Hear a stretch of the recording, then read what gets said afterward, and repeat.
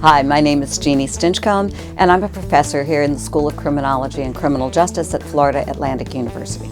Well, my primary area of research involvement has been the correctional system, and it's been somewhat unique from traditional academicians who have focused primarily on prisons and inmates. In contrast, my work has been largely focused on jails and employees. Jails are really the silent majority of the criminal justice system. There are more of them than prisons. They house more offenders, and not only that, but the offenders turn over much more frequently than they do in prisons. And yet we don't hear much about jails. All the publicity seems to be about prisons, unless of course there's something negative in terms of an escape or something.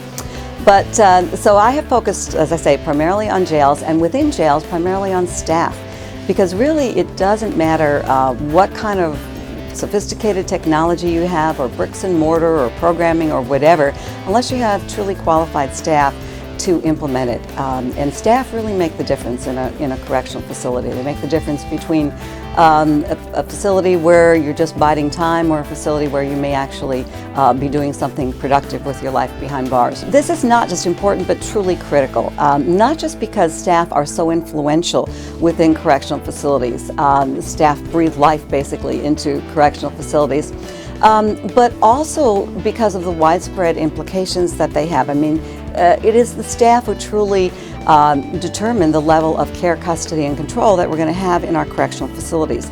Recently, as a matter of fact, the U.S. Department of Justice, the Bureau of Justice Assistance, which provides funding to justice agencies throughout the country, realized that they had shortchanged jails over the years, and they decided that jails should be a higher funding priority for them.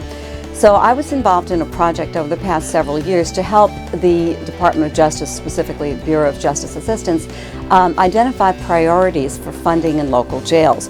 And so what we did was we had national focus groups, one in the East and one in the West, comprised of jail leaders throughout the country, representing jails of all sizes and all types and spread, as I say, throughout the country. And those leaders came up with a list of priorities, their top priorities for BJA funding. And the number one priority was inmate health and mental health, which wasn't too surprising. But the number two priority was staffing. And so the Bureau of Justice Assistance in recent years has started putting some money into recruitment, retention, and succession planning among jail staff. And that's what I've primarily been working on in the past couple of months.